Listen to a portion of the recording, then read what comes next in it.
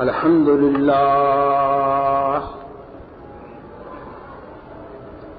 لله نحمده ونستعينه ونستغفره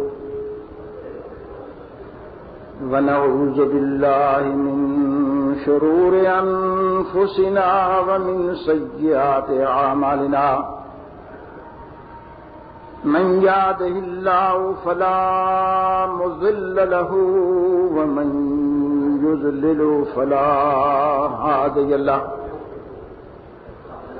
ونشهد أن لا إله إلا الله وحده لا شريك له ونشهد أن محمدا عبده ورسوله أما بعد فإن خير الحديث كتاب الله وخير الهدي هدي محمد صلى الله عليه وسلم وشر الأمور محدثاتها وكل محدثة بدعة وكل بدعة ضلالة وكل ضلالة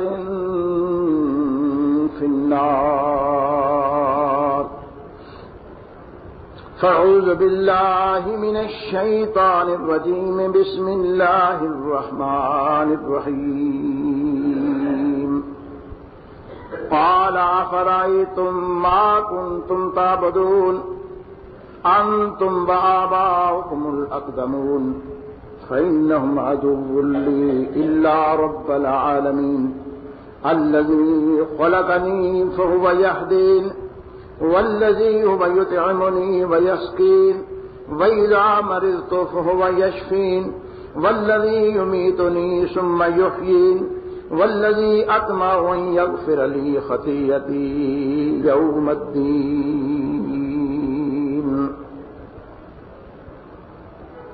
قال أفرأيتم کہا ابراہیم علیہ السلام نے کیا دیکھا تم نے ما کنتم تعبدون اس چیز کو کہ تم ان کی عبادت کرتے ہو انتم وآباؤکم الاقدمون تم بھی ہو تمہارے باپ دادا جو تم سے پہلے گزر گئے فإنهم عدو لي إلا رب العالمین بے شک ان سب سے میں عداوت رکھتا ہوں مگر تمام جہانوں کا جو رب ہے اس کے ساتھ مجھے محبت ہے وہی وہ ذات ہے خلقنی جس نے مجھ کو پیدا کیا فهو يهدين اس نے مجھ کو راہ دکھائی والذی هو یطعمنی وہی ذات ہے جو کھلاتا ہے مجھ کو ویسقین اور پلاتا ہے مجھ کو وَإِذَا مَرِضْتُ فَهُوَ يَشْفِينِ جب میں بیمار ہو جاتا ہوں وہی شفا دیتا ہے مجھ کو وَالَّذِي يُمِيتُنِي ثُمَّ يُحْيِينِ وہی ذات ہے جو مارے گا مجھ کو اور پھر زندہ کرے گا وَالَّذِي أَطْمَعُ أَن يَغْفِرَ لِي خَطِيئَتِي يَوْمَ الدِّينِ وہی ذات ہے کہ تمہیں رکھتا ہوں میں اس سے کہ بخش دے واسطے میرے خطائیں میری یوم الدین دن جزا سزا کے. سبحان ربك رب العزة عما يصفون وسلام على المرسلين والحمد لله رب العالمين.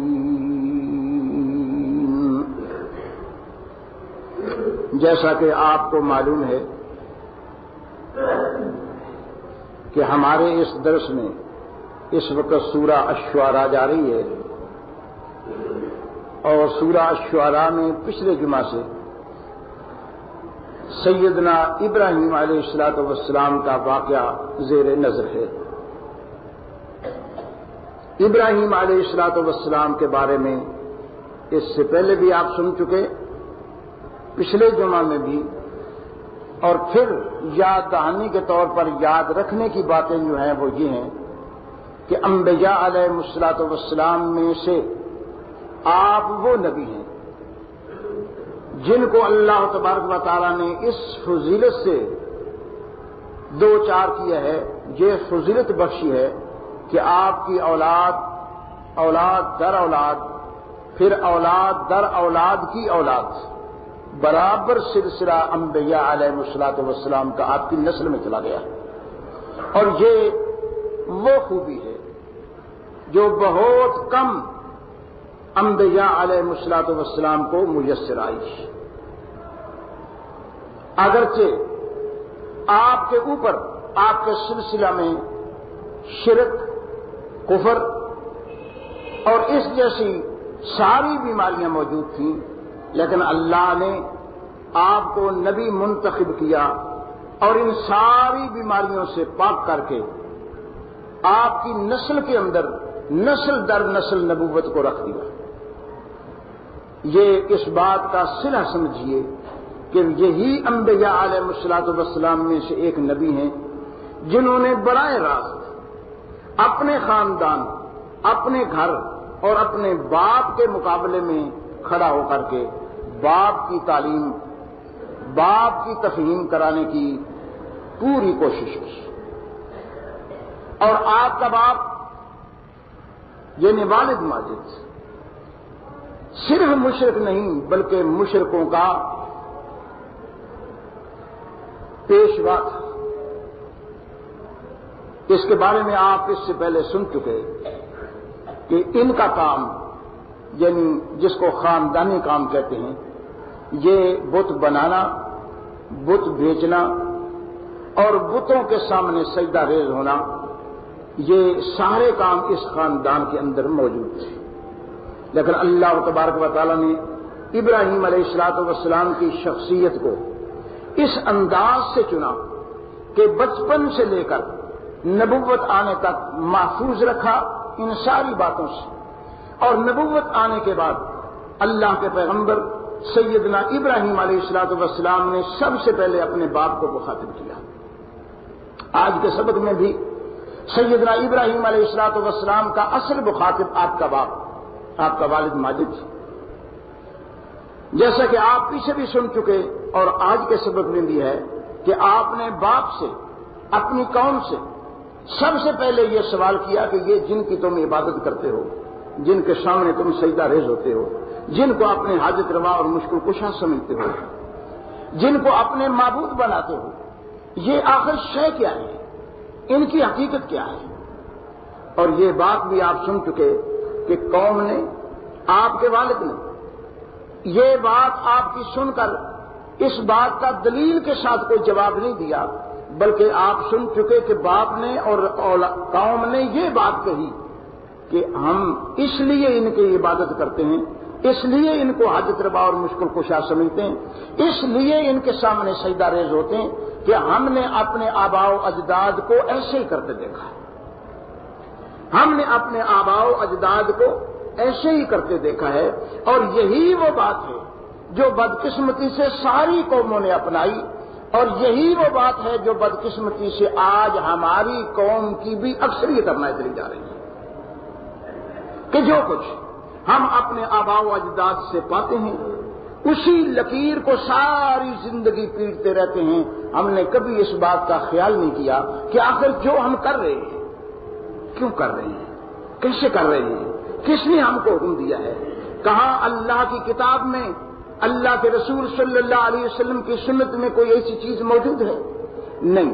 اس معاملے میں الا ماشاء اللہ کہ ہماری پوری یعنی آبادی میں سے 100 میں سے کوئی ایک بھی ایسا ہو جس نے اس بات کی طرف کبھی دھیان دیا ہو، کبھی غور کیا ہو، کبھی فکر کیا ہو، نہیں۔ وہی بات جو کسی سے چلی آ رہی ہے، اگر کسی کا باپ بریلوی ہے تو اولاد بریلوی ہے، کسی کا باپ اہل حدیث ہے تو اولاد اہل حدیث ہے، کسی کا باپ اگر دیوبندی ہے تو اولاد اکثریت دیوبندی ہے۔ اس لحاظ سے یہ نسل بعد نسل سلسلہ چلتا آ رہا ہے، چل رہا ہے، اور شاید اسی چلتا رہے گا۔ حالانکہ قرآن اور سنت بار بار یہ ارشاد کرتے ہیں، بار بار یہ انسان کو باور کراتے ہیں کہ ہر انسان کا دین کا معاملہ اپنا ہے، اور اس کو سوچنا چاہیے، باور کرنا چاہیے، سمجھنا چاہیے، اور اس کے سمجھنے کے لیے اللہ کی کتاب اور محمد الرسول اللہ صلی اللہ علیہ وسلم کا پیغام۔ آج کے سبق میں سیدنا ابراہیم علیہ الصلوۃ والسلام نے اپنی باپ سے، اپنی قوم سے جو سوال کیا وہ یہ ہے کہ قال افرأیتم ما تعبدون، کبھی تم نے سوچا بھی یہ جن کی عبادت کرتے ہو یہ کیا ہیں؟ انتم وآباؤکم الاقدمون، تم بھی اور تمہارے آباء و اجداد بھی۔ فرمایا کہ اس کا جواب قوم نے کچھ نہیں دیا الا یہ کہ قوم نے کہا کہ ابراہیم تیرا باپ بھی، تیرے باپ کا باپ بھی، ہمارے باپ بھی، ہمارے باپ کے باپ بھی بالکل یہی کرتے چلے آ رہے ہیں، یہ درمیان میں تجھے بیماری کہاں سے لگتی ہے کہ آج تو کھڑا ہو کر کے یہ پوچھتا ہے کہ یہ کہاں سے آیا ہے معاملہ؟ تیرے گھر کا معاملہ نہیں ہے، تیرا باپ نہیں کر رہا، تیرا دادا نہیں کر رہا تھا، ایسے ہی ہمارے آباء و اجداد بھی کرتے رہے ہیں جیسے تیرا باپ دادا کرتا ہے۔ تو ابراہیم علیہ السلام نے نہ اپنے باپ دادا کی بات کی، نہ کسی دوسرے کے باپ دادا کی بات کی، بلکہ بات کی تو صرف اور صرف اللہ تبارک و تعالیٰ کی ذات کی بات کی، اور کھل کر ان کے فرمایا انہ عدو لی، یہ سارے کے سارے جن کے تم نے بت بنا رکھے ہیں ان بتوں کو میں دوست نہیں رکھ سکتا، ان کے ساتھ میں وہ محبت نہیں کر سکتا جو میں اپنے الہ، اپنے معبود، اپنے حقیقی خالق کے ساتھ کر سکتا ہوں، اس لیے کہ یہ ساری مخلوقات۔ پھر ابراہیم علیہ السلام کی قوم کے اندر مختلف فرقے، جیسے آج ہمارے یہاں نہیں موجود، ایسے ہی مذہبی طور پر مختلف فرقے موجود تھے، کوئی سورج کی پرستش کرنے والا، کوئی ستاروں کی پرستش کرنے والا، کوئی چاند کی پرستش کرنے والا، کوئی درختوں، شجروں اور حجروں کی پرستش کرنے والا، کوئی زندہ انسانوں کی پرستش کرنے والا۔ ایسے ہی مختلف انسانوں کو مختلف ادوار میں، مختلف درسوں میں سیدنا ابراہیم علیہ السلام نے مخاطب کیا۔ جب سورج کو دیکھ، چاند کو دیکھا، ستاروں کو دیکھا چمکتے ہوئے تو ان ستارہ پرستوں کو مخاطب کر دیا، تو میں ان کو تم اپنا رب مانتے ہو، ان کو اپنا معبود مانتے ہو، یہ تو کبھی نظر آتے ہیں کبھی نظر نہیں آتے، کبھی نظر آتے ہیں کبھی نظر نہیں آتے، یہ غروب ہو جاتے ہیں، کبھی طلوع ہوتے ہیں کبھی غروب ہو جاتے ہیں، اور جو کبھی نظر آئے کبھی نظر نہ آئے وہ رب نہیں ہو سکتا، کبھی نظر آئے کبھی نظر نہ آئے وہ رب نہیں ہو سکتا، بلکہ رب کی نشانی یہ ہے، اللہ کی نشانی یہ ہے کہ وہ کوئی آنکھ اس کو دیکھ نہیں سکتی، کبھی بھی کوئی آنکھ اس کو دیکھ نہیں سکتی، اور وہ سب کو دیکھتا ہے۔ کیوں دیکھ نہیں سکتی؟ فرمایا اس لیے نہیں دیکھ سکتی کہ اللہ کوئی مجسم چیز نہیں ہے، اللہ دیکھتا ہے لیکن آنکھ نہیں رکھتا، اللہ سنتا ہے لیکن کان کا محتاج نہیں ہے، اللہ سمجھتا ہے لیکن وہ کسی دل کا محتاج نہیں ہے کہ جب اس کو اللہ بہت بڑا ہے تو کوئی دل اس کا بڑا بنا لیں، کوئی ہاتھ بڑے بڑے سمجھ لیں، نہیں نہیں، اللہ کوئی مجسم چیز نہیں ہے کہ اس کی کوئی شکل اور کوئی صورت۔ جیسے تم یہ ستارے کو دیکھتے ہو، ایک نور کی شکل کا جسم تمہیں گیند کی شکل میں نظر آ رہا ہے، ستارہ نظر آ رہا ہے، چاند نظر آ رہا ہے، سورج نظر آ رہا ہے، کبھی طلوع ہوتا ہے کبھی غروب ہوتا ہے، تو بھائی یہ غروب ہونے والے اور طلوع ہونے والے اللہ، رب، معبود، حاجت روا اور مشکل کشا نہیں ہو سکتے۔ بہن اسی طریقے سے جن کے تم نے بت بنائے ہیں یہ نیک انسان تھے، جن کو یا تو نیک تھے یا تم نے بے حیثیت قوم نیک سمجھ لیا، جیسے آج بھی ہے۔ تو ان کی جیسے ہمارے ہاں قبریں بنتی ہیں، ان کے ہاں رواج تھا کہ وہ اس کے مجسمے بنا کر، بت بنا کر اپنے سامنے رکھتے ہیں، یہ اپنی اپنی قوموں کا رواج ہے، لیکن بت فی الحقیقت کوئی چیز نہیں تھا، نہ آج ہے، نہ قبر کوئی شے فی الحقیقت ہے، قبر میں بھی صاحب قبر کی پرستش ہوتی ہے، بت میں بھی صاحب بت کی پرستش ہوتی ہے۔ اس لحاظ سے سیدنا ابراہیم علیہ السلام نے قوم کو مخاطب کر کے فرمایا کہ یہ جن کے تم نے بت بنا کر رکھے ہیں وہ شخصیتیں تو ساری کی ساری مخلوق ہیں، اور مخلوق خالق نہیں ہو سکتا کسی کا۔ یہ ایجادات تمہارے سامنے موجود ہیں نا، لیکن کسی ایجاد کو لے لیجئے، کسی ایک ایجاد کو، جو بھی ایجاد مرز وجود میں آ گئی، کتنی شاندار، کتنی بہتر، کتنی اچھی کیوں نہ ہو، لیکن اس کے ایجاد کرنے والے نے کوئی میٹیریل اپنی جیب سے، اپنے طرف سے نہیں ملایا، سب اللہ کا ملایا، بنایا ہوا تھا۔ یہ مکان بنا ہے، تعمیر ہوا ہے، تعمیر کرنے والے نے چلو کتنا خوبصورت اس کو بنا دیا، کتنا اچھا بنا دیا، لیکن اس میٹیریل میں ایک ایک چیز کا آپ تجزیہ کرتے چلے جائیے، کسی ایک چیز کو بھی نہ آپ نے بنایا، نہ میں نے بنایا، نہ اس مکان بنانے والے نے بنایا۔ یہ سارا میٹیریل صرف اللہ اور اللہ کی ذات کے سوا کسی اور کا بنایا ہوا نہیں تھا۔ یہ تو ایک مکان ہے. آپ کسی ایسی ایجاد کو لے لیجئے جو نایاب سے نایاب اور حیران کن ہے کہ وہ حیرانی میں ڈال دیتی ہے. اس کے اندر جو چیز استعمال کی گئی ہے آپ اس پر غور کیجئے. اس چیز کا خالق کوئی انسان نہیں ہے بلکہ خالق اللہ ہے. تو اس لحاظ سے اصل خالق ہر ایک چیز کا، پوری کائنات کا کون ہے؟ اللہ. اور وہی سارے ان انسانوں کا پیدا کرنے والا ہے، بنانے والا ہے، اور اسی کو حق ہے کہ اسی کی عبادت کی جائے، اسی کو سجدہ کیا جائے، اسی کو حاجت روا اور مشکل کشا سمجھا جائے. آخر انجام کار آ جا کر کے اگر کوئی کہتا ہے تو یہی کہتا ہے کہ جی آخر یہ اولیاء اللہ، ولی اللہ، نبی، نیک لوگ، بزرگ لوگ اللہ ہی کے تو بنائے ہوئے ہیں. بھائی اس کا کون انکار کرتا ہے کہ اللہ کے بنائے ہوئے نہیں ہیں؟ لیکن مقصد صرف یہ ہے کہ جس مقصد کے لیے کوئی چیز بنائی گئی ہے وہ مقصد وہ دیتی ہے، دوسرا مقصد وہ پورا نہیں کرتی، اور دوسرا مقصد اس سے حاصل کرنا ظلم ہے، دوسرا مقصد اس سے لینا ظلم ہے، زیادتی ہے. میں ایک مثال دے کر کے آپ سے عرض کرتا ہوں کہ یہ پورا مجسمہ انسان کا ہے. اس میں بازو ہے، ہاتھ ہیں، پاؤں ہیں، آنکھ ہے، ناک ہے، منہ ہے، اور جس کا وہ جسم ہے اسی کا یہ ناک ہے، اسی کا منہ ہے، اسی کی ناک ہے، اسی کی کان ہے، اسی کی آنکھیں، کسی اور کی نہیں.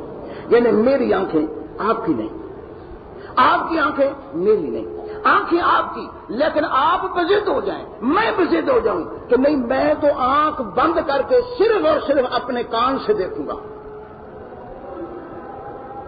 میں کان کا کام سننا اللہ نے بنایا ہے، اور اس کان سے سننے سے میں انکار کر دیتا ہوں کہ نہیں، کہتا ہوں میں تو کانوں کو بند کروں گا اور آنکھ سے سنوں گا. ساری زندگی رٹ لگائے رہیے، کانوں کو بند کر دیجئے، آنکھیں کھول کھول کر پھاڑ پھاڑ کر دیکھیے، لیکن کچھ سنائی نہیں دے گا. اس لیے کہ جس مقصد کے لیے جو چیز بنائی ہے اسی سے وہ کام کرتا ہے. آج خدا نہ کرے طبیعت نہیں چاہتی کہ یہ منہ میرا ہے، روز میں اس سے کھاتا ہوں، آج میں منہ سے نہیں کھاؤں گا، میں ناک سے کھا کر دکھاؤں گا. پھر وہ نالی اس میں سے گزار کر کے معدے میں ڈال دیجئے اور لے لیجئے اس سے وہ کام، لیکن منہ والا کام ناک نہیں دے گا، نہیں دے سکتا، نہ چبا سکے گا. چلو کوئی زیادہ سے زیادہ کرو گے تو یہی کر سکتے ہو نا کہ کوئی مشروب لے لو، دودھ لے لو، کوئی اور چیز لے لو، دوائی لے لو اور اس ناک کے ذریعے سے اندر کر دو گے، معدے میں چلی جائے. ورنہ یہ وہ منہ والا کام ناک نہیں کر سکتی. اور اگر خدا نہ کرے کسی کی ناک بند ہو جائے اور وہ بدبو کو نہ سو سکے، منہ کھول کھول کر کے وہ خوشبو اور بدبو کے قریب جائے، لیکن کچھ پتہ نہیں چلے گا کہ یہ کیا چیز ہے، اس لیے کہ وہ اللہ نے آلہ ادھر فٹ کیا ہے. میرے کہنے کا مطلب یہ ہے کہ جو شخص یہ کہے گا کہ آج میں منہ سے نہیں ناک سے کھا کر دکھاؤں گا، وہ ظلم کرے گا، اپنی جان پر ظلم کرے گا، اپنی ناک پر ظلم کرے گا، اس لیے کہ اللہ نے اس کو اس مقصد کے لیے نہیں. اب میں آپ سے کہہ نہیں رہا، لیکن بہت سی چیزیں ہیں جو ہم بے مقصد صرف کرتے ہیں اور محض اس لیے کرتے ہیں کہ یہ ہماری ہے، ہماری ملکیت میں. اللہ نے ارشاد فرمایا کہ نہیں، تمہاری تو ہیں، تمہاری ملکیت میں دی گئی ہیں، لیکن یہ مقصد ناجائز استعمال کرنا، اس سے تمہیں گرفت لے لی جائے گی، پکڑ لیا جائے گا کہ یہ حرام کاری کی ہے، تم نے ناجائز کیا ہے، چیز تمہاری تھی لیکن غلط استعمال کیا ہے اس کا، اور تمہیں بلا لیا جائے گا اور پکڑ لیا جائے گا. یہ ظلم اور زیادتی جو ہے اس کا حساب لیا جائے گا. چیز تمہاری ہے لیکن جس مقصد کے لیے کی گئی ہے، جس مقصد کے لیے دی گئی ہے تم کو، اس مقصد کے مطابق، اس اللہ کے حکم کے مطابق اس کو استعمال کرو گے تو تمہیں اجر ملے گا. اگر زیادتی اور ظلم کرو گے تو تمہارا نقصان ہوگا. یہی بات آج کے سبق میں سیدنا ابراہیم علیہ الصلوۃ والسلام فرما رہے ہیں. کہتے ہیں کہ میری قوم کے لوگوں، اس مقصد کے لیے اللہ نے ان کو نہیں بنایا تھا جو مقصد تم ان سے لے رہے ہو. یہ تو اللہ کی مخلوق تھی. یہ ٹھیک ہے کہ یہ اللہ کے نیک بندے تھے، جیسے ہم کہتے ہیں اولیاء کرام کا احترام ہے، احترام کرنا چاہیے، ان کو ولی اللہ سمجھنا چاہیے، ان کی مجلس میں بیٹھنا چاہیے، ان کے ساتھ گفتگو میں شمار ہونا چاہیے جب تک وہ زندہ ہیں، اور مرنے کے بعد اللہ سے مغفرت طلب کرنی چاہیے، کہ کوئی نکال نہیں کرتا. لیکن میرے بھائی وہ معبود نہیں، حاجت روا نہیں، مشکل کشا نہیں، اس مقصد کے لیے اللہ کی اپنی ذات ہے. اس مقصد کے لیے اگر کوئی ان کو پکارے گا، حاجت روا سمجھے گا، تو وہ بین ہی وہ شرک ہو جاؤ مکے والے شرک کرتے تھے۔ وہی ظلم ہے اور وہی زیادتی ہے کہ مخلوق سے وہ کام جو خالق کا کام ہے، یہ تو بالکل حرام ہے تمہارا۔ نیک لوگ بزرگ ہیں اللہ کے، کسی اللہ کے بندے نے کبھی یہ بات نہیں کی۔ قرآن نے اتنی وضاحت کی کہ اللہ نے فرمایا کہ ہم سیدنا عیسیٰ علیہ السلام کو قیامت کے روز بلائیں گے، اور تم کو پہلے بتا رہے ہیں کہ ہم اس نبی اپنے کو بلائیں گے، ایک ایک فرد کو بلائیں گے، لیکن اس کا نام لے کر اس لیے کہہ رہے ہیں کہ یہی ایک شخصیت ہے جس کو اکثریت نے پوجا، معبود بنایا، اللہ کا بیٹا مانا، اللہ مانا، اللہ کا جز مانا۔ ایسی کوئی شخصیت اور نہیں تھی۔ ہم اس کو بلائیں گے، اس سے پوچھیں گے اَأَنْتَ قُلْتَ لِلنَّاسِ، کیا تو نے یہ بات کہی تھی لوگوں کو کہ مجھے اور میری ماں کو معبود بنا لو، الہ بنا لو، اپنا حاجت روا اور مشکل کشا سمجھو؟ وہ پکار پکار کر کہیں گے کہ اللہ، میں نے ان کو بالکل یہ بات نہیں کی، میں نے تو وہی کہا جو تو نے مجھے کہا تھا کہ اللہ کے سوا تمہارا کوئی معبود اور حاجت روا اور مشکل کشا نہیں ہے۔ بڑے تعجب کی بات ہے، بڑے عجیب طریقے سے سیدنا مسیح علیہ السلام نے تفہیم کرائی۔ فرمایا اللہ، اگر میں نے یہ بات کہی ہے، ان کون تو کل تو ہوں، اگر میں نے یہ بات کہی ہو فقد علمتا، تو جانتا ہے نا۔ یہ لوگ جو کہہ رہے ہیں کہ میں ان کا معبود ہوں، میں رب ہوں، میں رب کا جز ہوں، میں رب کا بیٹا ہوں، میں خدا ہوں، میں الہ ہوں، تو انہوں نے بنایا نا۔ لیکن اگر میں نے ان کو کہا ہے تو فقد علمتا، تو جانتا ہے۔ اور میں تیرے ہی سے پوچھتا ہوں کہ کیا میں نے ان کو کہا تھا؟ میں بھی کہتا ہوں کہ میں نے ان کو یہ بات نہیں کہی تھی، اور تو بھی جانتا ہے کہ میں نے ان کو یہ بات نہیں کی، تو پھر ظلم انہوں نے میرے ساتھ کیا۔ اب یہ تیرے بندے ہیں، میں ان کو اپنے بندے نہیں کہتا، یہ تیرے بندے ہیں۔ اب تو چاہے تو ان کو معاف کر دے، چاہے تو ان کا ساتھ دے، لیکن یہ بات کہ میں نے ان کو یہ بات کہی ہو، نہیں، میں نے بالکل نہیں کہی۔ میرے بھائی بہن ہی ہمارا ایمان ہے کہ علی اجویری رحمت اللہ علیہ کو اللہ کے دربار میں بلا کر یہ بات پوچھی جائے گی کہ کیا تو نے یہ کہا تھا کہ مجھے داتا بناؤ؟ ہمارا ایمان ہے کہ بالکل وہ کہیں گے کہ نہیں میرے اللہ، میں نے ان کو نہیں کہا۔ اگر میں نے کہا ہے تو جانتا ہے، تو ہی بتا کہ کیا میں نے ان کو کہا ہے۔ ہمارا ایمان ہے کہ اللہ ان کو بری کرے گا، لیکن پوجنے والوں کو، داتا بنانے والوں کو یقیناً پھنساتے ہیں، اس لیے کہ داتا صرف اور صرف ایک ہے۔ شیخ عبد القادر جیلانی رحمت اللہ علیہ کی ذات اس لیے نہیں آئی کہ اس کو نظر و نیاز میں لا کر کے شرک کا گڑھ بنا دیا جائے، اس کو بالکل نہیں، حاشا للہ نہیں۔ قرآن ہم کو واضح کرتا ہے بار بار، انبیاء علیہ الصلوۃ والسلام کو الہ معبود بنانے والے، اللہ کے نیک بندے ان بندوں کو الہ اور معبود، حاجت روا اور مشکل کشا سمجھنے والے ان پر ظلم کر رہے ہیں، اور اس ظلم سے باز بھی نہیں آتے، چور بھی ہیں، چتر بھی ہیں۔ کہتے ہیں کہ جی دیکھو یہ بزرگوں کا انکار کرتے ہیں، بزرگوں کو نہیں مانتے۔ بھائی بزرگوں کو کون نہیں مانتا؟ اللہ کا نبی، اللہ کا ولی ہو، کون اس سے انکار کرے گا اور اس کفر کو مول لے گا؟ اللہ کا نبی نبی ہے، خالق نہیں۔ اللہ کا ولی ہے، خالق نہیں۔ اللہ کا نبی رسول خدا کا پیغام پہنچانے والا ہے، اللہ نہیں۔ کسی کا حاجت روا اور مشکل کشا نہیں، کبھی نہیں یہ کہا۔ فرمایا لوگوں، میں نہیں جانتا کہ اس زمانے کے اندر رہتے ہوئے میرے ساتھ کیا کیا جائے گا، تمہارے ساتھ کیا کیا جائے گا۔ اس کو جاننے والی صرف ایک ہی ذات ہے، وہ اللہ تبارک و تعالی ہے۔ میں کیا کرتا ہوں؟ اللہ کا پیغام تم تک پہنچاتا ہوں، اور اگر اس میں نے کوتاہی کی تو میں ذمہ دار ہوں، مجھے پوچھا جائے گا۔ تم نے سن کر انسنی کر دی تو تم اپنے ذمہ دار خود ہو۔ اور یاد رکھو کہ اگر اللہ نے تمہیں پکڑ لیا، میں محمد الرسول اللہ تم کو چھڑا نہیں سکوں گا۔ آئیے کسی حدیث کی کتاب کو اٹھا لیجئے، قرآن کو اٹھائیے، کہیں بھی پیغمبر اسلام صلی اللہ علیہ وسلم نے امت کو یہ بشارت دی ہو کہ صرف میرا نام لے کر کے وہ میرے انگوٹھے چوم لینا، محمد کا نام لے کر کے میں تمہیں جنت لے جاؤں گا۔ ان للہ و فاطمہ تو میری بیٹی ہے، سلینی معاشے سے، صحیح بخاری، مانگ جو کچھ تو مانگتی ہے میں عطا کروں گا اگر میرے پاس ہے تو، لیکن قیامت کے روز میں تیرے کام تیرا بابا نہیں آ سکے گا۔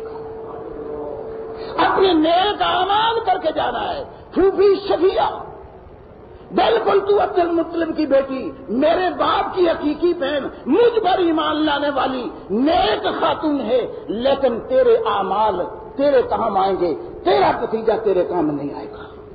یا معاشر قریش، اے قریش کے لوگوں، میں تمہیں اللہ کا پیغام پہنچا رہا ہوں، اور یہ یاد رکھو کہ اگر تم نے اس کو قبول کیا اللہ تبارک و تعالیٰ تمہارے گناہوں کو بھی معاف کرے گا، درجات بھی بڑھائے گا، لیکن زیادتیاں اور ظلم اس بنا پر نہ کرا کہ ہمارے خاندان کا ایک نبی ہے وہی ہمیں بچا لے گا۔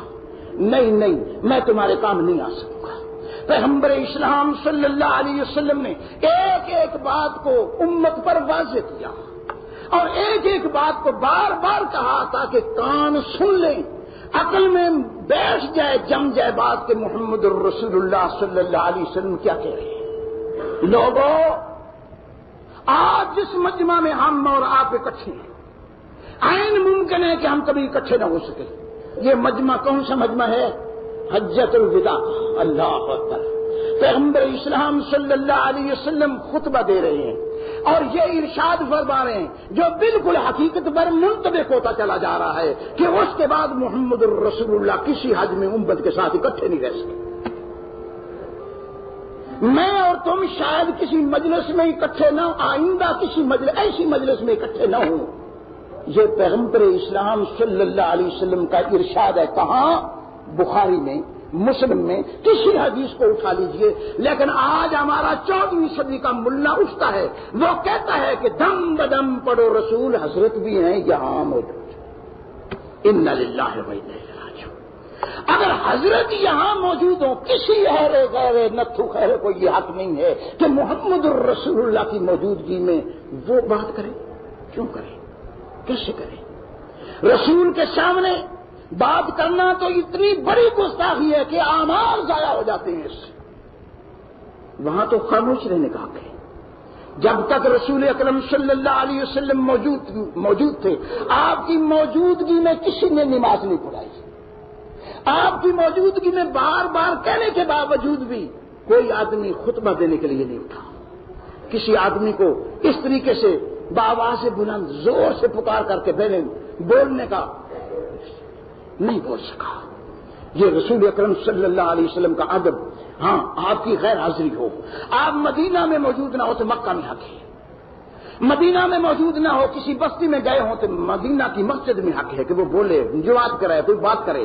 لیکن رسول اکرم صلی اللہ علیہ وسلم کی موجودگی میں جب رسول کہیں کہ میں اور آپ کبھی کسی مجلس میں اکٹھے نہیں ہو سکیں گے، اگر رسول کے ذہن میں یہ بات ہوتی کہ میں تو مرنے کے بعد پتہ نہیں کتنے جسم ملے، اور کبھی میں طاہر القادری صاحب کے پاس پہنچاؤں گا، کبھی میں فلاں بزرگ کے پاس پہنچاؤں گا، کبھی فلاں بزرگ کے پاس پہنچاؤں گا۔ انا للہ و انا میرے بھائی، اللہ کا رسول صلی اللہ علیہ وسلم، یہ گستاخیاں ہم مسلمان ہی ہیں کہ باوجود مسلمان کہنے کے، باوجود مسلمان بننے کے، باوجود مسلمان کہلانے کے، یہ ساری چیزیں کرتے چلے جا رہے ہیں اور اندھے ہیں کہ سب مانتے چلے گئے۔ ہاں جی ہمارا کام ہے۔ اللہ ہمیں سمجھ کی توفیق عطا فرمائے۔ فرمایا لوگوں فَإِنَّهُ عَدُوٌّ إِلَّا رَبَّ الْعَالَمِينَ، ان میں سے ایک ہی رب ہے میرا جو تمام میرا ہی نہیں بلکہ تمہارا بھی رب ہے۔ ہر نبی نے یہی تعلیم دی۔ فرعون الہ اور معبود بنا بیٹھا تھا، سن چکے نا آپ پیچھے، لیکن سیدنا موسیٰ علیہ السلام کچھ بندے ہوتے ہیں، کچھ اللہ کے بندے ہوتے ہیں، وہ اللہ کے بندوں کی اور بات ہے، عبد اور شے ہے، عبد اور شے ہے، بس تخیلات اوہام کی دنیا میں ڈوب گئے۔ اللہ معاف فرمائے۔ میرے بھائی، کافر اللہ کے بندے، یہودی اللہ کے بندے، عیسائی اللہ کے بندے، مشرک اللہ کے بندے، جو نہیں مانتے کہ ہم اللہ کے بندے نہیں، وہ بھی سب کے سب اللہ کے بندے۔ اللہ کے سوا کوئی مخلوق کو پیدا کرنے والا ہے ہی نہیں، کوئی مانے یا نہ مانے وہ اس کی مرضی نہیں۔ جو نہیں مانتا وہ بھی اللہ کا بندہ ہے، اس لیے قرآن نے کافروں کو، مشرکوں کو بھی اللہ کے بندے کہہ کر کے بلایا ہے۔ فرمایا میرے رسول صلی اللہ علیہ وسلم میرے ان بندوں سے کہہ دیجئے وَإِذَا سَأَلَكَ عِبَادِي عَنِّي فَإِنِّي قَرِيبٌ أُجِيبُ دَعْوَةَ الدَّاعِ إِذَا دَعَانِ، جو بھول گئے ہیں، جو یہ کہتے ہیں کہ جب تک کوئی واسطہ وسیلہ نہ ہو خدا تک پہنچ نہیں سکتا آدمی، ان کی تفہیم کرائیے کہ بھائی عقل والو، فکر والو، سمجھ سوچ والو، اللہ اور بندے کے بین کوئی فاصلہ موجود نہیں۔ یہ چھت 11 فٹ اونچا ہے اور میرے اور اس کے درمیان 11 فٹ کا غیب ہے۔ اس کو پاٹنے کے لیے، اس کو طے کرنے کے لیے مجھے سیڑھی کی ضرورت ہے، کیونکہ میں یہ نہیں کر سکتا۔ اتنی طاقت اور ہمت اللہ نے مجھے عطا نہیں کی۔ پسو میں نہیں، مکھی میں نہیں، مچھر میں نہیں، انسان ہوں کہ یہ اوپر چھلانگ لگا کے اتنی منزل پر چلا جاؤں، نہیں کر سکتا، اس لیے سیڑھی کا محتاج ہوں۔ لیکن اللہ کو ملنے کے لیے کسی سیڑھی کی اس لیے ضرورت نہیں ہے کہ وہ تیری شاہ رگ سے بھی تیرے زیادہ کرتا ہے۔ بھول کہاں سے گیا تو؟ بھول کہاں سے گیا کہ جب تک کوئی درمیان میں نہ آئے، آخر اس تیرے گلے کے اور تیری جان کے درمیان کون ہوگا؟ تو ہی تو ہوگا۔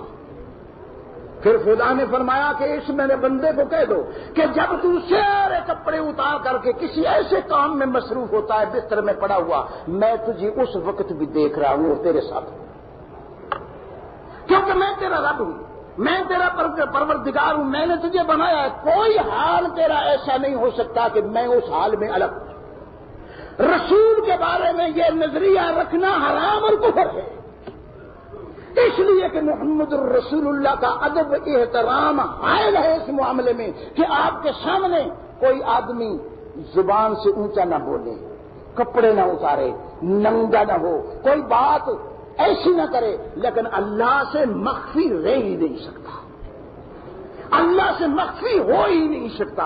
اس لیے قرآن نے ارشاد فرمایا کہ یہ کپڑے جو تمہارے درمیان حائل ہوتے ہیں نا، یہ مقصد انسانوں کو انسانوں سے بچانا ہے، انسانوں کو انسان نظر نہ کر سکے، ورنہ اللہ وہ کپڑے پہنو یا کپڑے الگ کر دو برابر کا معاملہ ہے۔ وہ تو تمہاری نس نس کو جانتا ہے، وہ بذات صدور ہے۔ آخر تم کوئی حرکت کرو گے نا، لیکن تم حرکت بھی نہ کرو تو وہ جانتا ہے کہ تم کون کون سی حرکت کر سکتے ہو۔ اس کے علم میں ہے کہ عبد الکریم کیا کیا حرکت کرے گا، جبکہ عبد الکریم کو خود بھی پتہ نہیں ہے۔ آنے والے کے حالات بھی اور جانے والے کے حالات میں بھی کتنی باتیں ہیں، سینکڑوں نہیں ہزاروں، جن کو انسان کر کے بھول جاتا ہے۔ ایک بات عرض کروں، کفار مکہ نے بار بار زور لایا رسول اکرم صلی اللہ علیہ وسلم سے، اور ساری قومیں زور لگاتی رہیں کہ اے نبی، اے رسول، یہ جو تو قیامت قیامت قیامت کہتا ہے اور بار بار کہتا ہے تمہیں عذاب ہوگا، یہ ہوگا وہ ہوگا، ہم تو سارے کام وہ کر رہے ہیں جن سے تو ڈراتا ہے، پھر وہ عذاب آ کیوں نہیں جاتا، پھر وہ قیامت آ کیوں نہیں جاتی؟ فرمایا لوگوں اس بات میں مبتلا نہ ہو، یہ تمہاری عقل فکر میں آنے والا معاملہ نہیں ہے، میں آپ سے کہہ نہیں ہے، اس لیے کہ تم سمجھتے ہو اس معاملے کو کہ جب انسان کوئی ایک عمل کر رہا ہے اس کا نتیجہ اسی وقت نکلے تو وہ نتیجہ ہے، اگر دیر سے نکلے تو وہ نتیجہ نہیں ہے۔ اللہ کے ہاں وہ ماہل محل ہے، جنہیں ڈھیل ہے، وہ ڈھیل دیتا ہے کہ تو کر رہا ہے، کرتا کرتا کسی موڑ پر پہنچ کر تیرے ذہن میں آ جائے کہ اوہ میں نے تو غلط کیا، اور تجھے موقع دے دیا کہ اوہ میں سارا معاملہ تیرا حل ہو جائے، تو بوڑھا ہو گیا، عمر تیری گزر گئی، سفید بال ہو گئے، آج تک تو غلط کرتا رہا، تیری سمجھ میں بات نہ آئی اور اللہ نے تجھے ڈھیل دی، تو نے رج رج کے برائیاں کی، رج رج کے غلط کام کیے، لیکن خدا نے تیری مت میں سیدھی بات ڈال دی، اب تیرے ذہن میں آ گیا کہ اوہو میں نے تو بڑا غلط کیا۔ فرمایا سچے دل سے تو ایک بار اوہو کہے گا تو تیرے سارے گناہ معاف ہو جائیں گے۔ اب تو ایسا پاک ہو جائے گا سچے دل سے توبہ کہ آئندہ میرے اللہ میں نہیں کروں گا. یہ سچی توبہ ایسی شے ہے کہ وہ رج رج کر کیے ہوئے گناہ معاف ہی نہیں ہوں گی، ان کے مقابلے میں نیکیاں اگا دے گی. تجھے موقع دیا ہے، پھر اس میں بات نہیں آئی، تو بضد ہو گیا ہے. پھر میں آپ سے کہوں کہ یہ ضد اس لیے نہیں پوری کہا جاتی. لوگ کہتے ہیں کہ وہابی مانتے نہیں کہ ثواب ملتا ہے، وہابی مانتے نہیں کہ عذاب ملتا ہے. میرے بھائی عذاب بھی ملتا ہے، ثواب بھی ملتا ہے. وہابی کون ہے؟ وہابی جو نہ مانے جب اللہ بھی کہے، اللہ کا رسول بھی کہے. وہ کون ہے جو نہ مانے؟ لیکن تھوڑا سا فرق ہے. وہابی یہ مانتا ہے، اللہ یہ کہتا ہے، اللہ کے رسول صلی اللہ علیہ وسلم کا یہ ارشاد ہے، فرمایا انسان مر جاتا ہے لیکن اس کا کیا ہوا عمل باقی رہتا ہے. انسان مر جاتا ہے لیکن اس کا کیا ہوا عمل باقی رہتا ہے. اگر وہ اچھا ہے تو بھی، اگر برا ہے تو بھی. ابھی اس کو حساب اس لیے بے باک نہیں کیا جا سکتا کہ دنیا زندہ ہے، دنیا موجود ہے. اس کے کیے ہوئے عمل پر لوگ عمل کریں گے اور اس کو اجر ملتا رہے گا. اللہ اکبر. ہے ملتا اجر کہ نہیں ملتا؟ اور جو یہ برائی چھوڑ گیا ہے، شرک چھوڑ گیا ہے، کوئی ایسی غلط بات چھوڑ گیا ہے، اس پر لوگ عمل کریں گے کہ ہمارا بزرگ تھا، ہمارے مولانا تھے، ہمارے پیر تھے، ہمارے بزرگ تھے، وہ یہ کرتے تھے، یہ غلط کام چھوڑ گیا ہے، تو اس کو اس کے عمل کا عذاب بھی ملتا رہے گا. یہ مر گیا ہے لیکن اس کی عذاب اور ثواب کا کھاتا بھی بند نہیں ہوا. جب تک دنیا موجود ہے اس وقت تک یہ چلتا رہے گا. قرآن کو پڑھو. فرمایا جس نے پہلے قتل کیا تھا اس نے ایک تو وہ قتل کیا جو قتل کیا تھا، لیکن اس کے بعد جتنے قاتل آئے سب کا عذاب اس کو بھی دیا جائے گا کہ اس نے یہ سنت جاری کی کہ قتل اس طریقے سے کرتے ہیں. اللہ اکبر. یہ چھوٹی سی بات نہیں ہے. اور اس حساب کو جب تک یہ نظام قائم ہے حساب کو بے باک نہیں کیا جا سکتا. تم کیسے کہتے ہو کہ قیامت آ کیوں نہیں جاتی؟ آ کیسے جائے؟ رہ گیا تیرا معاملہ تو تیری قیامت تو تیرے مرنے کے ساتھ ہی آ گئی. تو نہ سمجھے، تیری مرضی. تجھے ملا کہے، تجھے مولوی کہے، تجھے پیر کہے، تجھے فقیر کہے، بالکل جھوٹ کہے گا کہ مرنے والا پھر بھی آتا ہے. بالکل نہیں آتا. پیغمبر اسلام صلی اللہ علیہ وسلم کا ارشاد سن لو. آپ نے فرمایا کہ مرنے والے کی دو حیثیتیں ہوتی ہیں، یا نیک ہوتا ہے یا بد ہوتا ہے. بد ہے تو جسم تو ادھر پڑا ہے، یا آپ نے قبر میں رکھا، یا آپ نے آگ میں جلایا، یا اس کو مچھلیاں کھا گئی، سمندر گرد ہو گیا، بوٹی بوٹی اس کی ہو گئی، اس کو ہوا میں اڑا دیا گیا، جسم اس کا ادھر رہ گیا اور روح جاتے ہی مقید کر لی گئی. برا ہے. اگر یہ نیک ہے، اللہ کے فضل و کرم سے جسم تمہارے پاس ہے، تم نے اس کو قبر میں رکھا، تم نے اس کو جلا دیا، یہ دریا برد ہو گیا، جدھر بھی گیا اس جسم کی باس نہیں ہے، لیکن اس کی روح جنت میں آزاد ہے. اور یہ آزاد روح اس مقام کو چھوڑ کر اس قید خانے کی طرف کبھی نہیں آئے گی. اور بری روح پکار پکار کر کہے گی، بار بار اپیلیں کرے گی کہ ایک بار جسم دے اور واپس بھیج.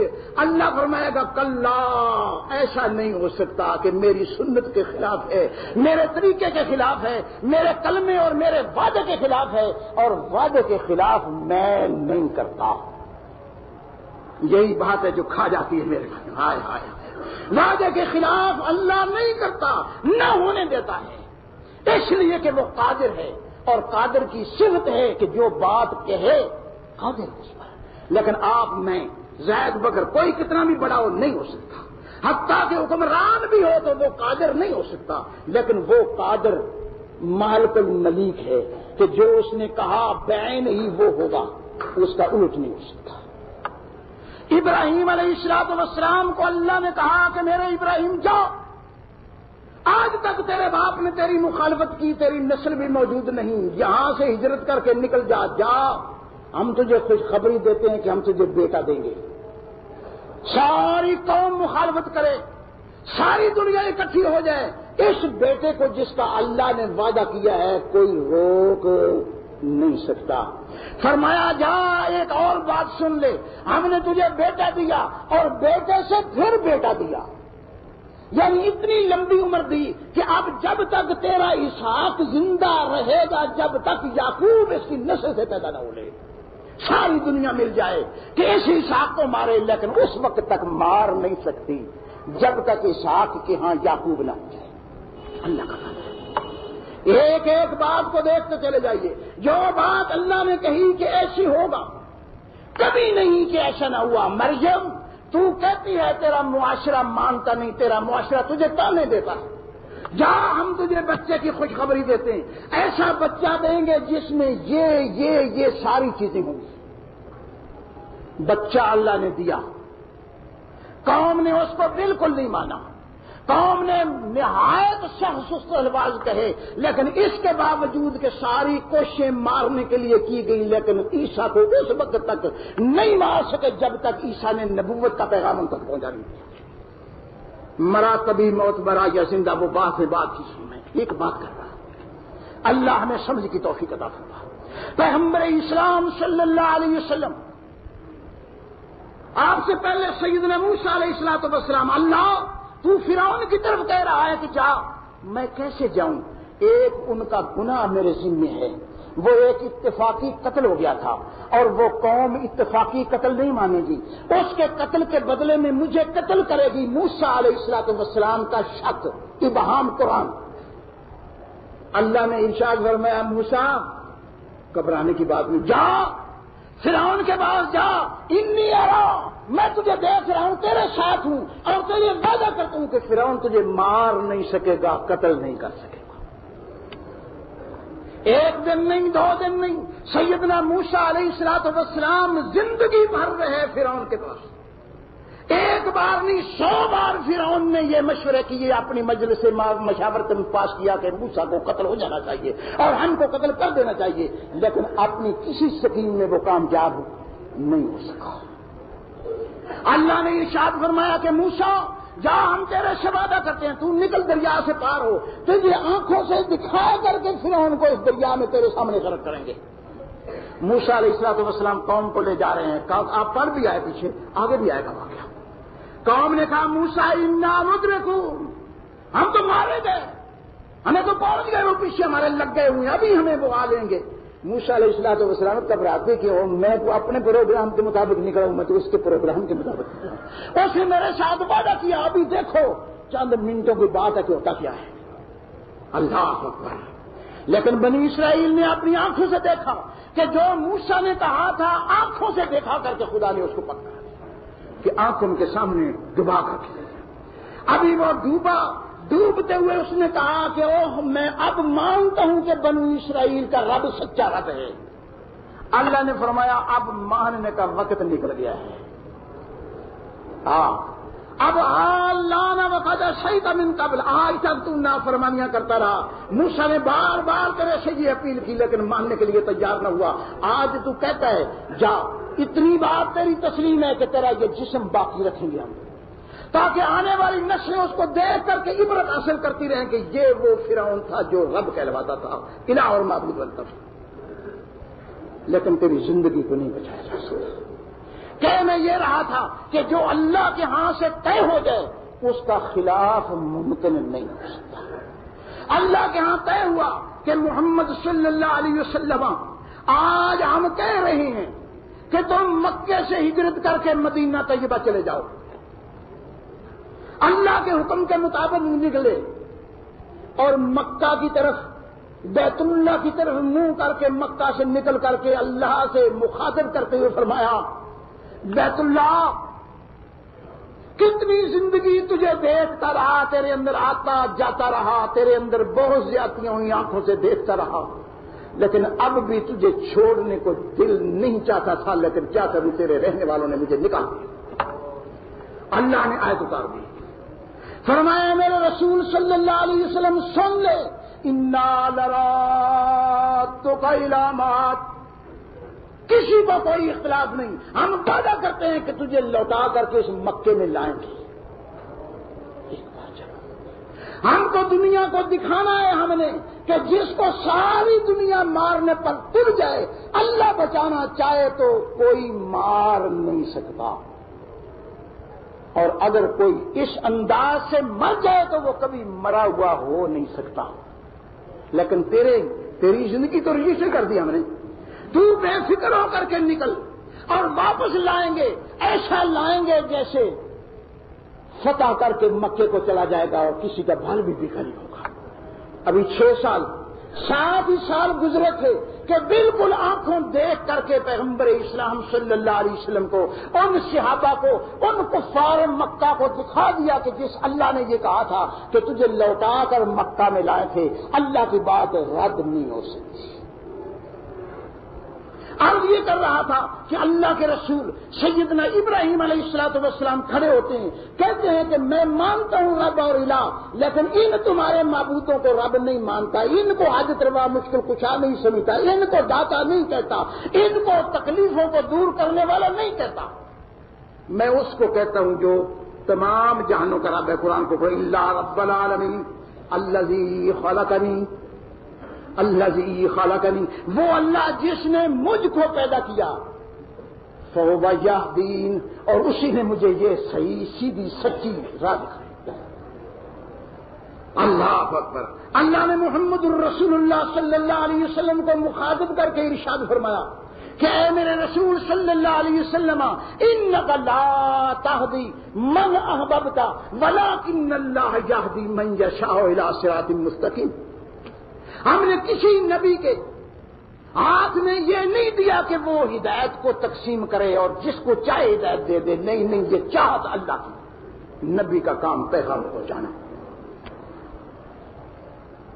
جس کے حق میں اللہ کا فیصلہ ماننے کا ہے، جس نے ہمت کی اور ماننے کی کوشش کی، جو اندہ یا بندہ قانون کے مطابق وہ ہو جائے گا، اور جس کے قسمت میں یہ بات نہیں ہے، نہ وہ تلاشی ہے، نہ اس کو تلاش میں یہ ملتا ہے، ساری زندگی تو بھی ان کو کہتا رہے تو سیدھا قدم ایک نہیں کرے۔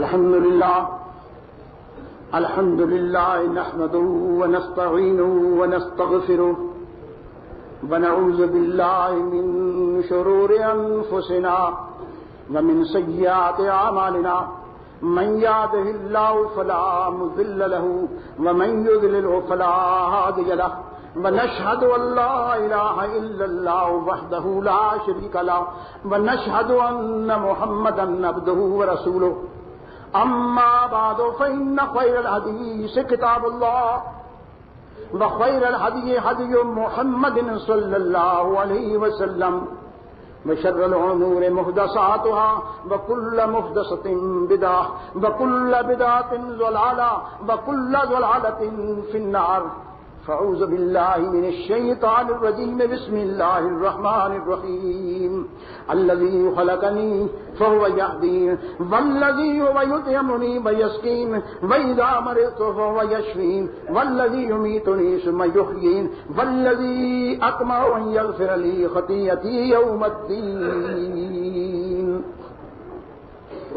ایک بات میں عرض کروں، رمضان کا مہینہ ہے، آپ ہر وقت سنتے ہیں، ہر جگہ سے سنتے ہیں، ریڈیو، ٹی وی، بندے سب لگے ہیں کہ گناہ معاف ہوتے ہیں، معاف ہوتے ہیں، بالکل صحیح معاف ہوتے ہیں، لیکن کس کے؟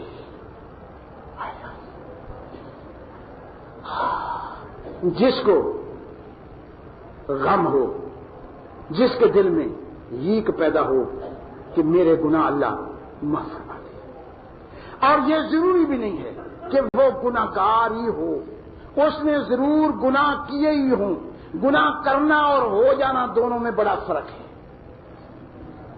ابراہیم علیہ السلام اللہ کے نبی ہیں، اور نبی کے بارے میں اسلام کا کھلا فیصلہ موجود ہے کہ کوئی نبی گناہ نہیں کرتا، ہر نبی معصوم ہوتا ہے، لیکن معصوم بھی اپنی معصومیت کا اظہار اللہ کے سامنے نہیں کرتا، معصوم بھی اپنی معصومیت کا اظہار اللہ کے سامنے نہیں کرتا، بلکہ اپنے گناہگار ہونے کا اپنے خطاوار ہونے کا اعتراف کرتا ہے. سیدنا ابراہیم علیہ السلام کا صدقہ اللہ فرمایا میرے اللہ میرا وہ ہے الذی اطمع میں تمہ رکھتا ہوں اسے ان یغفر لی یہ کہ وہ مجھے معاف کر دے خطیئتی میری خطائیں میری بھولیں میری غلطیاں جبکہ غلطیاں نہیں ہیں اور جن کے اندر غلطیاں ہیں جن کے اندر ہمارے اندر غلطیاں ہیں اور ہم کو اللہ کو کس انداز میں مخاطب کرنا چاہیے کیا طریقہ اختیار کرنا چاہیے. اللہ کے رسول صلی اللہ علیہ وسلم کا ارشاد سن لو فرمایا اللہ کو بلانے کے لیے اللہ کو پکارنے کے لیے پہلے اس جسم کا تجزیہ کرو. ایسا تو نہیں کہ غوزے یا بل حرام مشرب حرام کسوت حرام ایسا تو نہیں کہ غذا حرام کی کھا رہا ہوں کپڑا حرام کا پہن رہا ہوں مشروب حرام کا پی رہا ہوں پھر کیف یا ربی بڑے تصرف سے بڑی عاجزی سے بڑھ بڑھ کر ہاتھ پھلا کر نخرے کر کے منہ بسور کر چیخیں مار کر اللہ کو پکارتا ہے اور اپنا خیال نہیں کرتا کہ میں کر کے رہا ہوں. اللہ ہمیں سمجھ کی توفیق عطا فرما. میرے بھائی نہ میں آپ کا تجزیہ کر سکتا ہوں نہ آپ میرا نہ آپ میرے بارے میں کچھ جانتے ہیں الا وہ کہ جو سامنے آپ کو نظر آ رہا ہے نہ میں آپ کے بارے میں جانتا ہوں. لیکن میرے بھائی اللہ آپ کے بھی پورے چٹھے سے واقف ہے اور میری کالی ہنڈی سے بھی بالکل واقف ہے. اللہ ہم کو صحیح معنوں میں سمجھنے کی توفیق عطا فرمائے. اپنے گناہوں کو اپنی غلطیوں کو جتنا خود انسان جانتا ہے دوسرا نہیں جانتا اور ان کو لوگوں کے سامنے نہیں انسانوں کے سامنے نہیں پیروں بزرگوں کے سامنے نہیں کسی انسان مخلوق کے سامنے نہیں صرف اپنے خالق کے سامنے پیش کرو مغفرت طلب کرو جو غفور الرحیم ہے اس کو بخش دے کوئی دے نہیں. ابوالکلام آزاد رحمت اللہ علیہ نے ایک تمثیل دے کر کے سمجھایا کہ لوگوں حکومت قرض دیتی رہتی ہے اب بھی دیتی ہے پہلے بھی دیا کرتی تھی.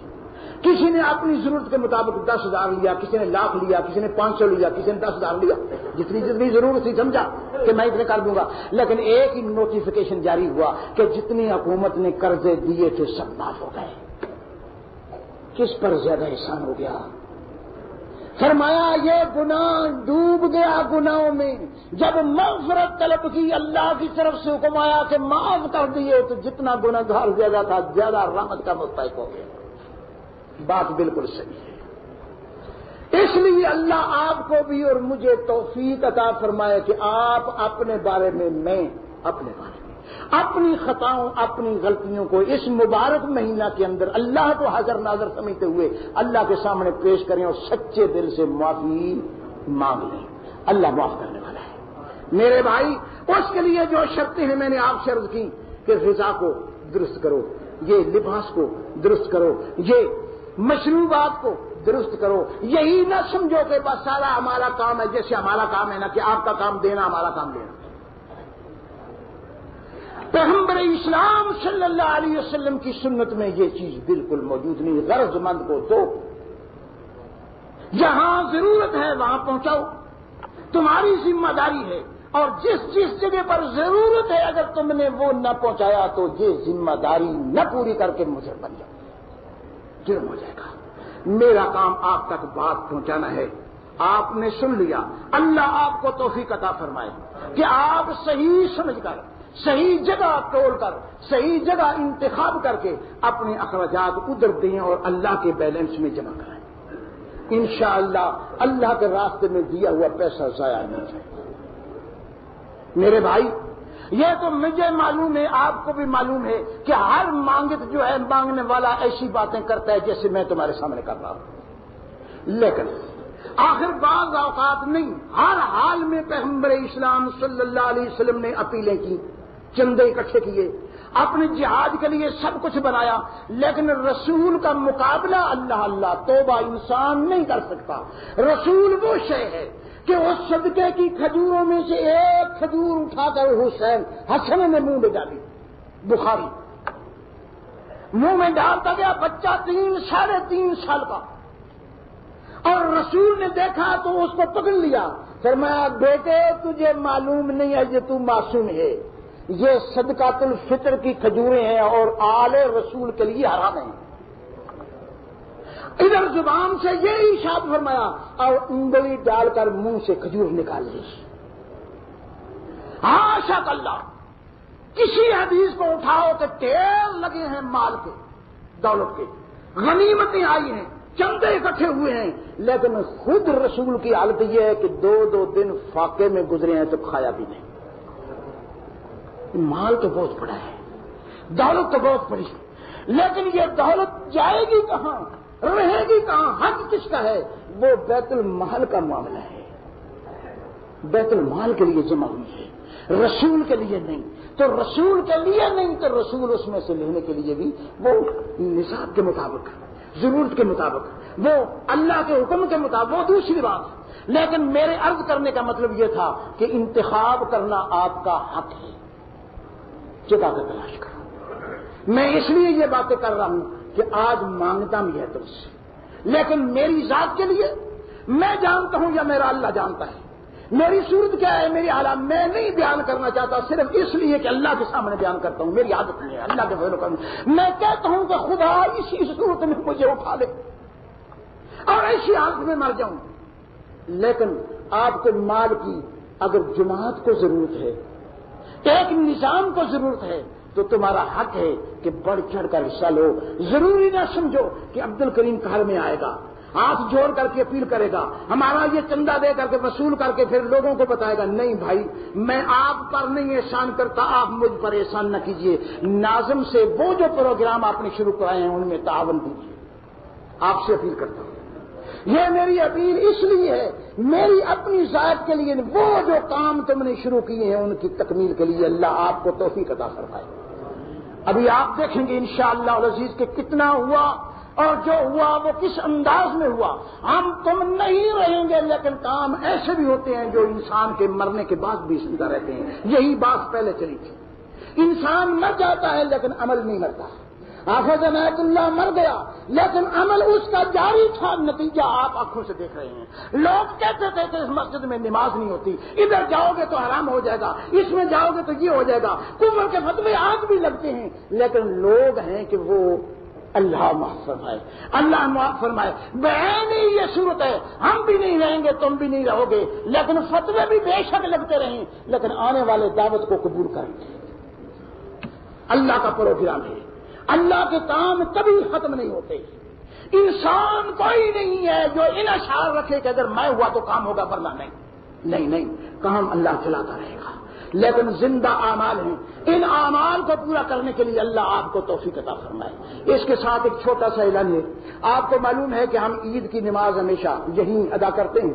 یہ عید کی نماز کا وقت 8:30 بجے مقرر کیا گیا ہے۔ عید کی نماز کا وقت 8:30 بجے، بالکل 8:30 بجے جماعت کھڑی ہو جائے گی اور کسی کا اس لحاظ سے انتظار نہیں کیا جائے گا۔ آپ کا حق ہے کہ 2, 4, 10, 15 منٹ جتنا آپ پہلے آ سکتے ہیں خاموشی کی طرح تکبیریں پڑھتے آئیں اور یہاں بیٹھ کر تکبیریں پڑھتے رہیں اور ایک دوسرے کے ایسی کوئی باتیں نہ کریں اور دلوں کی زمین کو صاف کریں۔ اللہ آپ کو بھی توفیق دے، مجھے بھی کہ اس دل کی زمین کو جتنا ستھرا کر لو گے اللہ اعمال میں اتنی برکت ڈال دے گا، اتنے گناہ معاف ہوتے چلے جائیں گے۔ اللہ آپ کو بھی توفیق دے، دلوں کی زمین کو صاف کرو۔ صدقۃ الفطر کے بارے میں یہ جماعت یا میں کر جو سمجھا ہوں اس کے معاملے 18 روپے فی کس رقم ہے اور 2 کلو 600 گرام گندم ہے۔ آپ جو آسانی سے دے سکتے ہیں، گندم دے سکتے ہیں، چاول دے سکتے ہیں، اپنے گھر میں جا کر کے فیصلہ کر لیں، اور پیسہ دے سکتے ہیں جو جگہ مناسب سمجھیں، وہ 18 روپے کے حساب سے۔ اگر اس سے کوئی زیادہ کرے گا تو وہ اور بات ہے، لیکن جو حساب کتاب ہے اس کے مقابلے میں جو میں سمجھا ہوں 18 روپے فی کس، اور یہ گندم کے لحاظ سے 2 کلو 600 گرام گندم۔ عید کا وقت 8:30 بجے جماعت کے ساتھ تعاون۔ اللہ آپ کو توفیق عطا فرمائے۔ ربنا آتنا فی الدنیا حسنۃ وفی الآخرۃ حسنۃ وقنا